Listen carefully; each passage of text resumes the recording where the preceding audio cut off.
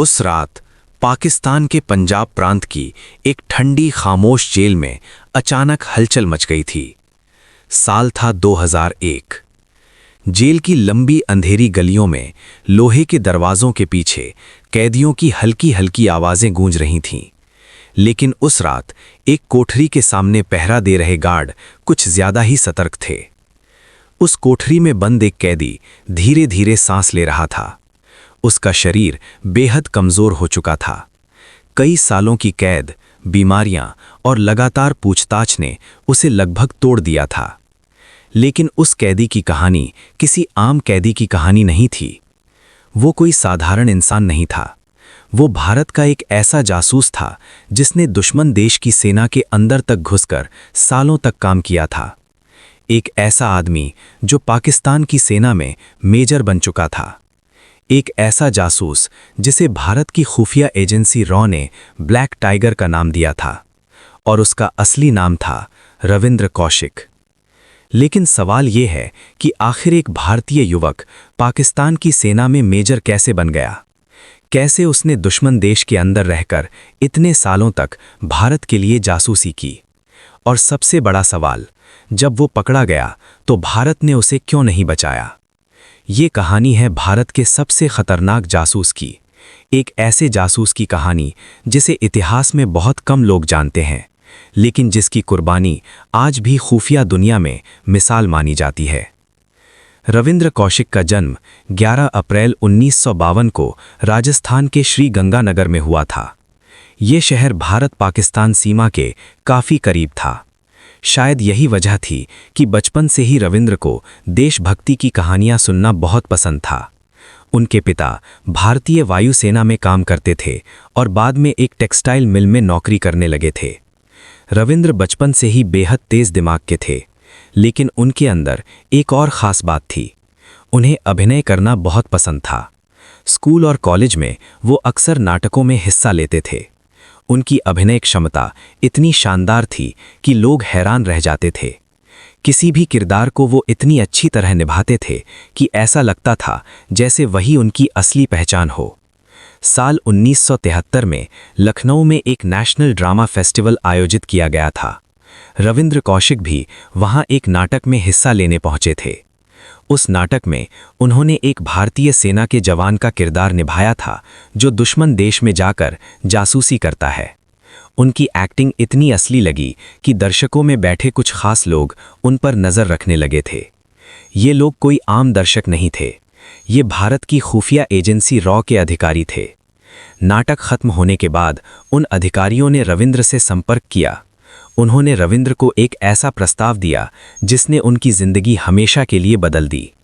उन्होंने कहा, क्या तुम सच में अपने देश के लिए जासूस बनना चाहोगे?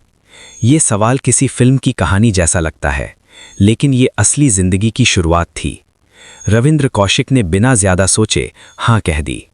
इसके बाद उन्हें दिल्ली ले जाया गया। वहां उन्हें रॉ के एक गुप्त प्रशिक्षण कार्यक्रम में शामिल किया गया। अगले 2 साल उनकी जिंदगी पूरी तरह बदल गई। उन्हें सिखाया गया कैसे किसी और इंसान की तरह जीना है, कैसे झूठ को सच की तरह पेश करना है, कैसे दुश्मन देश में रहकर भी अपनी असली पहचान छुपानी है। उन्हें उर्दू भाषा में पूरी तरह माहिर बनाया गया। पाकिस्तान की संस्कृति, समाज और धर्म के बारे में गहराई से सिखाया गया। इतना ही नहीं, उन्हें इस्लाम धर्म के बारे में भी विस्तार से पढ़ाया गया ताकि वो पाकिस्तान में आसानी से घुल मिल सकें। कहते हैं कि जासूस बनने के लिए इंसान को अपनी असली पहचान को पीछे छोड़ना पड़ता है। रविंद्र कौशिक के साथ भी यही हुआ। उन्होंने अपने परिवार से दूरी बना ली। उनकी जिंदगी अब पूरी तरह एक मिशन बन चुकी थी। साल 1975 में उन्हें पाकिस्तान भेजने की योजना बनाई गई। अब रविंद्र कौशिक नहीं, एक नया इंसान जन्म लेने वाला था। उसका नाम था नबी अहमद शाकिर। नई पहचान के साथ रविंद्र कौशिक पाकिस्तान पहुंचे। उन्होंने वहां कराची यूनिवर्सिटी में दाखिला लिया और कानून की पढ़ाई शुरू की। धीरे धीरे उन्होंने पाकिस्तान के समाज में खुद को पूरी तरह ढाल लिया। कुछ सालों बाद उन्होंने पाकिस्तान की एक लड़की अमानत से शादी भी कर ली। अब वो पाकिस्तान के नागरिक बन चुके थे, लेकिन उनका असली मिशन अभी शुरू होना बाकी था। कराची यूनिवर्सिटी से पढ़ाई पूरी करने के बाद उन्होंने पाकिस्तान आर्मी में आवेदन किया। ये कदम बेहद जोखिम भरा था, लेकिन उनकी तैयारी इतनी मजबूत थी कि किसी को भी उन पर शक नहीं हुआ। कुछ ही समय बाद वो पाकिस्तान सेना में शामिल हो गए। समय के साथ साथ उनकी मेहनत और बुद्धिमत्ता की वजह से उनका प्रमोशन होता गया, और फिर एक दिन ऐसा आया जब रविंद्र कौशिक पाकिस्तान सेना में मेजर बन गए। सोचिए, एक भारतीय जासूस दुश्मन देश की सेना में मेजर बन चुका था। ये भारत की खुफिया इतिहास की सबसे बड़ी उपलब्धियों में से एक थी। मेजर बनने के बाद रविंद्र कौशिक को पाकिस्तान की कई संवेदनशील सैन्य जानकारियों तक पहुंच मिलने लगी। वो पाकिस्तान सेना की रणनीतियों, सैन्य योजनाओं और खुफिया सूचनाओं को भारत तक पहुंचाने लगे। इन जानकारियों की वजह से भारत को कई बार बड़ी रणनीतिक बढ़त मिली। रॉ के अंदर रविंद्र कौशिक को एक खास कोड नेम दिया गया था, ब्लैक टाइगर। ये नाम उन्हें खुद भारत की प्रधानमंत्री इंदिरा गांधी ने दिया था। कहा जाता है कि 1979 से 1983 के बीच उन्होंने भारत को इतनी महत्वपूर्ण जानकारियां दी कि कई संभावित सैन्य खतरों को पहले ही रोक लिया गया।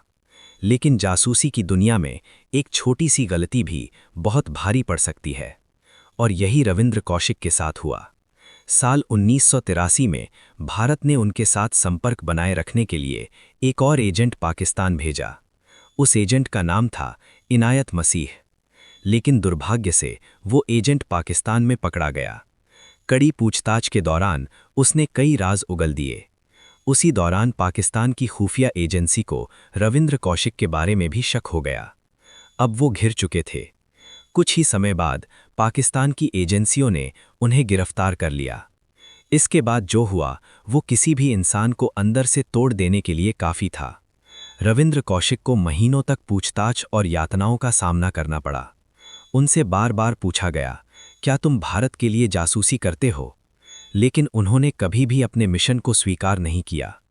आखिरकार पाकिस्तान की अदालत ने उन्हें जासूसी का दोषी मानते हुए मौत की सज़ा सुना दी। बाद में इस सज़ा को उम्र कैद में बदल दिया गया। इसके बाद उन्हें पाकिस्तान की अलग अलग जेलों में रखा गया, सियालकोट, कोट लखपत और मियांवाली जेल। इन जेलों में उन्होंने लगभग 18 साल बिताए।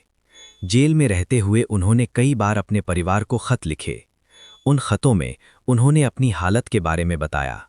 एक खत में उन्होंने लिखा था, अगर मैं एक अमेरिकी जासूस होता तो मेरा देश मुझे 3 दिनों में छुड़ा लेता, लेकिन मैं एक भारतीय हूँ। ये शब्द पढ़कर किसी का भी दिल टूट सकता है। उनकी तबीयत धीरे धीरे खराब होने लगी। जेल में उन्हें तपेदिक और दिल की बीमारी हो गई थी, लेकिन इलाज बहुत सीमित था। आखिरकार 21 नवंबर 2001 को पाकिस्तान की जेल में रविंद्र कौशिक ने आखिरी सांस ली। वो केवल 49 साल के थे। उनका अंतिम संस्कार भी पाकिस्तान में ही कर दिया गया। भारत में उनके परिवार को उनकी मौत की खबर काफ़ी देर से मिली। आज भी बहुत से लोग उनके बारे में नहीं जानते, लेकिन खुफिया दुनिया में रविंद्र कौशिक का नाम सम्मान के साथ लिया जाता है। उन्होंने अपने देश के लिए सब कुछ कुर्बान कर दिया, अपना नाम, अपनी पहचान, अपना परिवार और आखिर में अपनी जिंदगी भी। रविंद्र कौशिक की कहानी हमें ये याद दिलाती है कि देश की सुरक्षा के लिए सिर्फ सैनिक ही नहीं, बल्कि कई ऐसे अनदेखे योद्धा भी काम करते हैं जिनके नाम कभी सामने नहीं आते। वे छाया की तरह काम करते हैं और अक्सर इतिहास की किताबों में उनका जिक्र भी नहीं होता, लेकिन उनकी कुर्बानियों की वजह से ही एक देश सुरक्षित रह पाता है। रविंद्र कौशिक, भारत का ब्लैक टाइगर, एक ऐसा जासूस जिसकी कहानी जितनी रहस्यमयी है उतनी ही प्रेरणादायक भी।